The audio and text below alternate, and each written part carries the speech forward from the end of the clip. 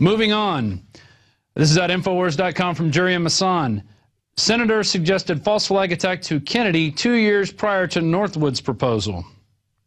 And this is California Democratic Senator George Smathers proposed an Operation Northwood-style false flag attack on Gitmo to then Massachusetts Senator Kennedy, The Guardian reports. And it goes down here to a quote, "I did talk to him about a plan of having a false flag attack on Guantanamo Bay, which would give us an excuse to actually foment a fight, which would then give us an excuse to go in and do the job. He asked me to write him something about it, and I think I did." And here's a little outline of what they came up with.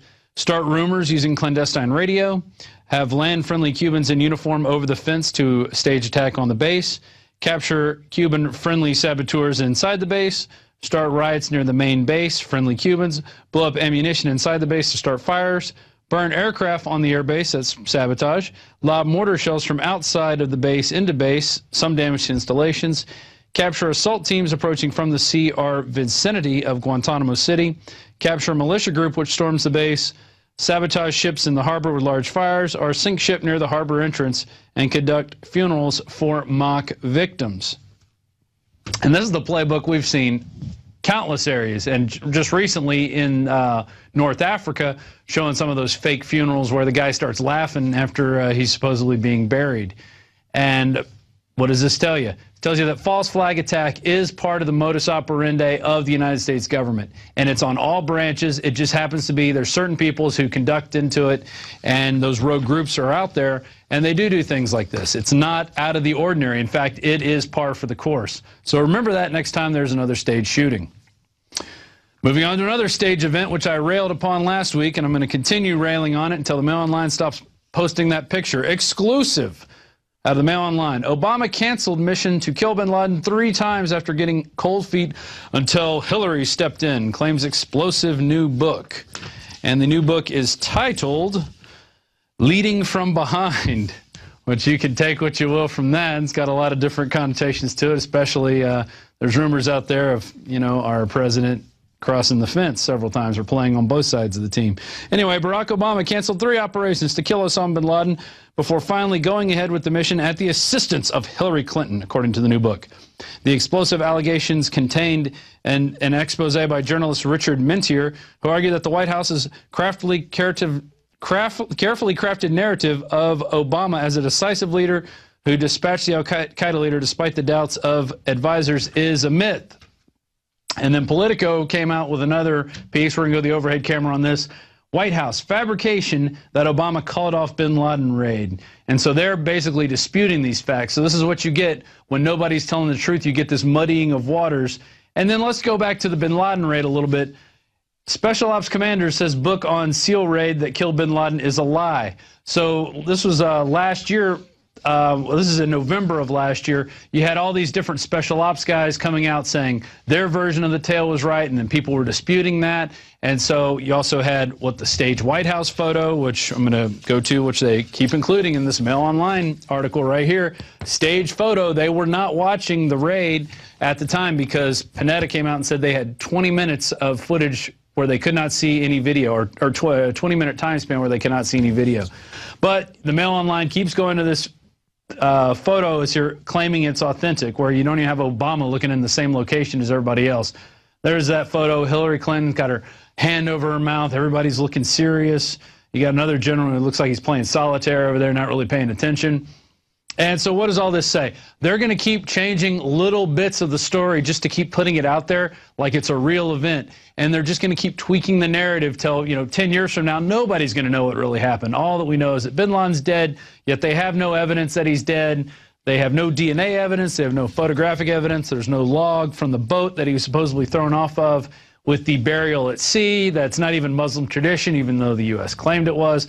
So it's just a quagmire story that's just going to keep, it's actually funny watching them keep throwing out different things and writing books about it to try to sell this fake narrative. Moving on to more fake narratives. FOIA documents. DHS monitored opposition to See Something, Say Something program. And there she is. There's Janet Dungbeetle checking out InfoWars. Hundreds of pages of documents released under the Freedom of Information Act reveal that Department of Homeland Security monitored political opposition to the See Something, Say Something campaign, as well as tracking InfoWars stories and user comments on a myriad of other issues while categorizing the website as right-wing terrorism. Wow.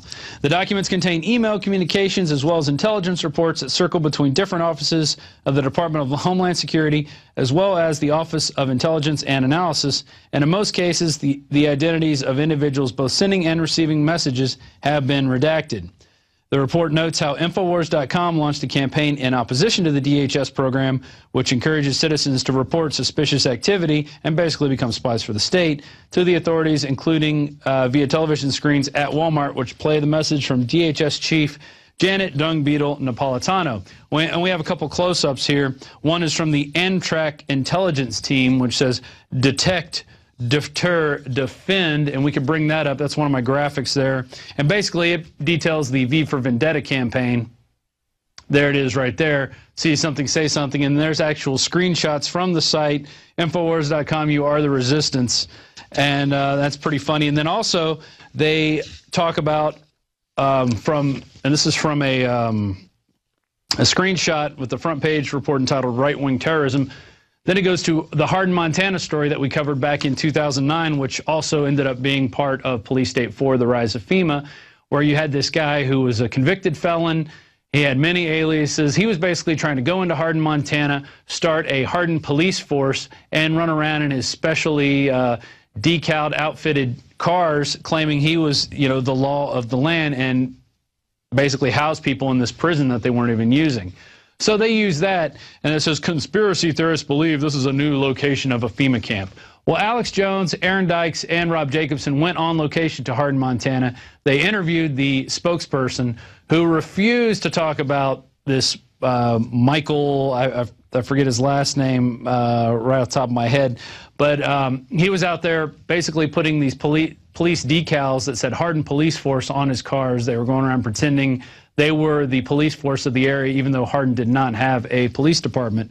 And what were they going to do? They were going to base out of that prison base, or that prison, and then use it to basically just harass the local citizens. This is something we see other security guards are coming up with, this motif of, we're going to act like we're the cops, we're going to dress like the cops, we're going to outfit our cars just like the cops, and people won't know the difference, and they'll just bow to anyone in uniform. So there's that story, and you can check it out. It's from Paul Joseph Watson. The title, FOIA documents, DHS monitored opposition to See Something, Say Something program. Now moving on back to Colorado, Aurora witness, alarm announced murder in the theater. And this is a really interesting video that came out of the DetroitPress.com. And basically, it has a witness who was there. Her name was Selena Jordan.